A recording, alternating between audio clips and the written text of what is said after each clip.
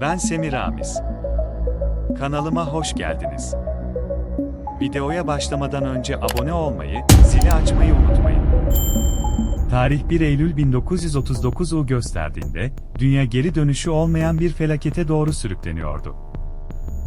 Almanya, Polonya'ya saldırarak 2. Dünya Savaşı'nı başlattı. Oysa bu savaş, yalnızca birkaç ülkenin silahlı çatışması değildi. İnsanlık tarihinin gördüğü en büyük ve en yıkıcı savaştı.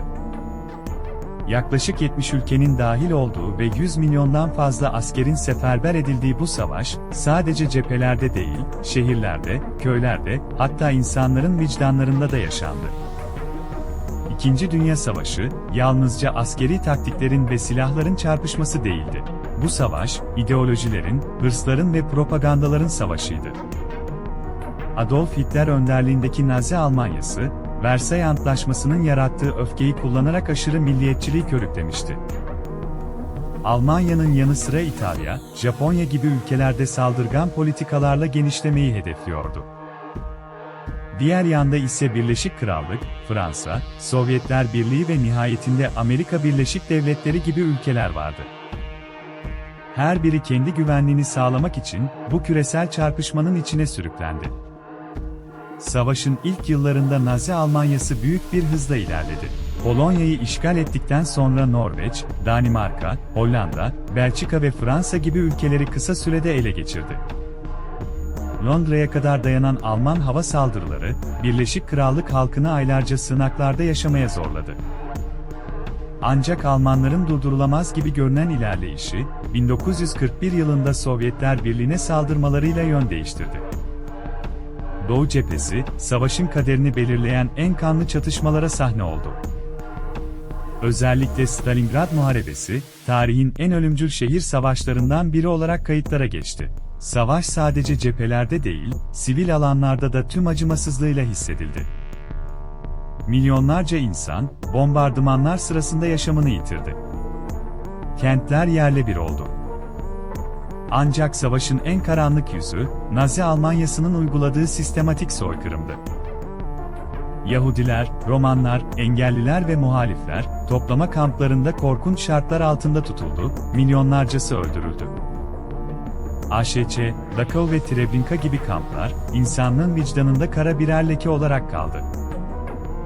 Bu soykırım, insanlık tarihinin en büyük utançlarından biri olarak hafızalara kazındı. Pasifik cephesinde ise, Japonya'nın saldırgan politikaları öne çıkıyordu. 1941 yılında Japonya'nın Amerika Birleşik Devletleri'ne ait Pearl Harbor askeri üssüne saldırması, savaşa yeni bir boyut kazandırdı. Bu saldırı sonrasında Amerika Birleşik Devletleri savaşa katıldı ve güç dengesi değişmeye başladı. Savaş, artık yalnızca Avrupa değil, Asya ve Pasifik Okyanusu'nda da şiddetli çatışmalara sahne oluyordu.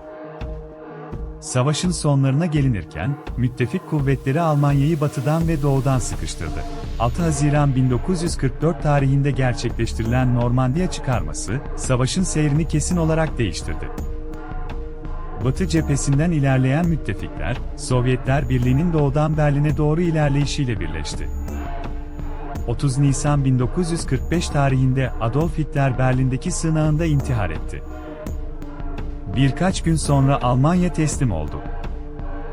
Ancak savaşın bitmesi için bir cephe daha vardı, Pasifik.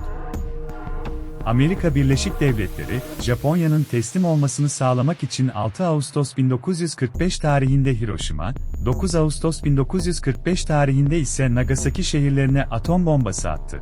Bu bombalar sonucunda yüz binlerce insan öldü, binlercesi ise yıllar süren sağlık sorunlarıyla yaşamak zorunda kaldı.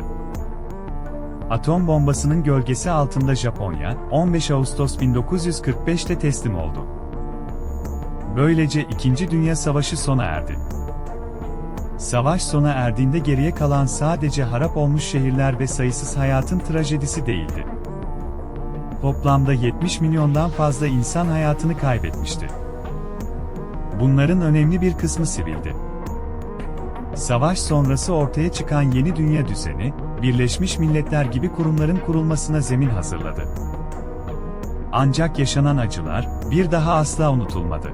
İkinci Dünya Savaşı'nın ardında bıraktığı en büyük derslerden biri, nefretin ve ayrımcılığın nelere yol açabileceği oldu. Irkçılığın, propagandanın ve diktatörlüğün birleşimi, dünyayı cehenneme çevirebilecek güçteydi. Bu nedenle bugün hala bu savaşın izlerini anlamak ve anlatmak büyük önem taşıyor. Bu savaş, sadece bir tarih dersi değil, insanlığın kendine tuttuğu bir aynadır. O aynada gördüğümüz şeyler, kimi zaman utanç verici, kimi zaman umut doludur. Çünkü savaşın karanlığı içinde bile insanlık onurunu korumaya çalışanlar vardı. Sığınaklarda çocuklarını korumaya çalışan anneler, işgal altındaki topraklarda direniş gösteren siviller, toplama kamplarında bile umudunu kaybetmeyen insanlar. İkinci Dünya Savaşı, yalnızca zaferlerin ya da yenilgilerin değil, insanlığın sınandığı bir dönemdi.